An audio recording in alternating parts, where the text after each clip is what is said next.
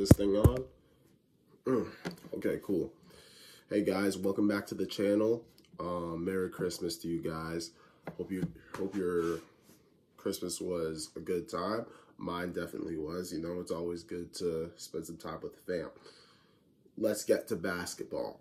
I want to talk about the Milwaukee Bucks, especially with the loss that they just had today on Christmas Day. And I'm kind of concerned about the Bucks in terms of like are they contenders or are they pretenders?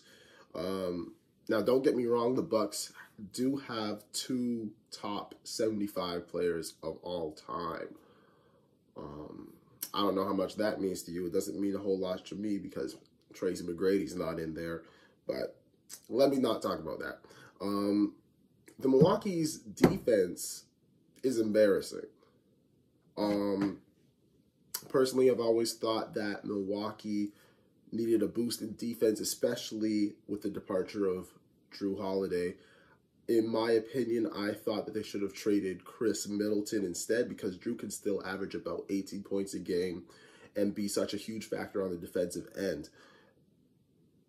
In my opinion, because of that two-way player that he is, he outweighs Chris Middleton's usage. But by trading Drew, the Bucks are left with lackluster defense as it opens up attacks in the Bucks' armor. So when we're looking at the stats, Milwaukee is 23rd. First of all, they're second in offense, but they're 23rd in defense.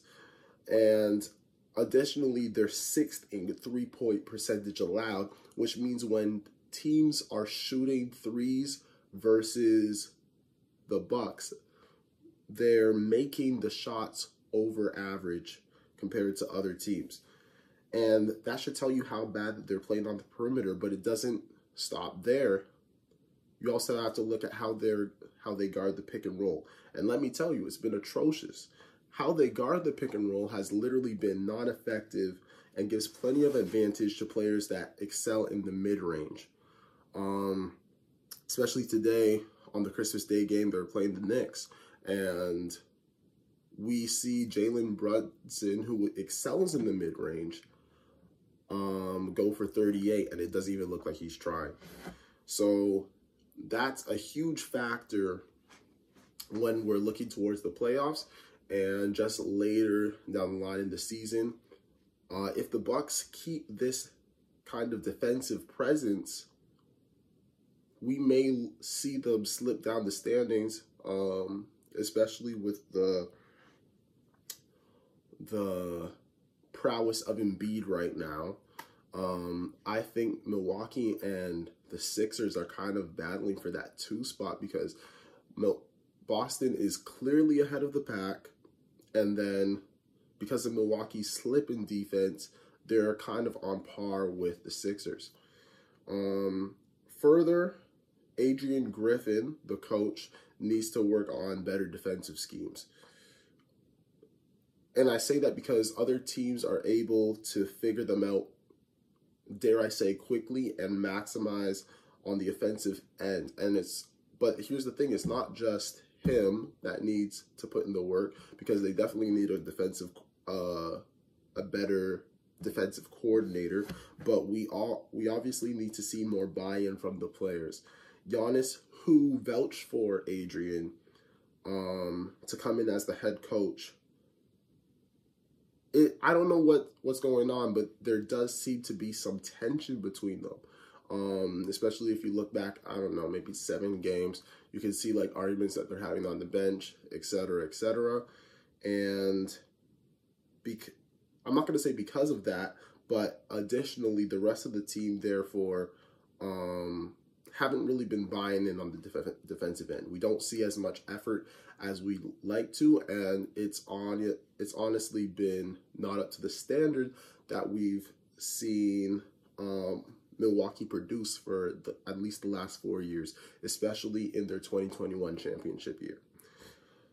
So, although the Bucks are second in the Eastern Conference in the standings, I'm confident that when it matters, the Bucks will not be able to weather the inevitable storm of the playoffs. I think with sharper offenses and other teams locking in on defense, the Bucks have the ability to actually become pretenders in the playoffs, especially to teams like Miami. With how Embiid's playing, Embiid does have the ability to get over the hump this year. Boston, I think, is head and shoulders above Milwaukee. So those are some of the concerns that I'm having with the Milwaukee Bucks, especially where we're sitting right now, a quarter of the way through the year. Now, there's a lot of regular season left, and we can see how Milwaukee's moving a little bit later down the line. But as of right now, I'm not confident that when the rubber meets the road, we're going to see Milwaukee progress to the finals. So in a game where Giannis has 30, I'm talking about the Knicks game that just happened. In a game where Giannis had 30, Dame has 30, Middleton has 20. A year ago, that it would have been very uncharacteristic of the Bucks to lose this game. But it seems like this year, the Bucks are very capable of losing such games. And so we can't deny that the Bucks, who are second in the East right now, are a contender. But the confidence that a lot of us may have had in them years prior, I don't think we can have the same confidence in them this year. So by adding Jrue Holiday and Porzingis, the Celtics are easily the best and most complete team in the league, and that leaves Milwaukee to find a new identity. All right, guys.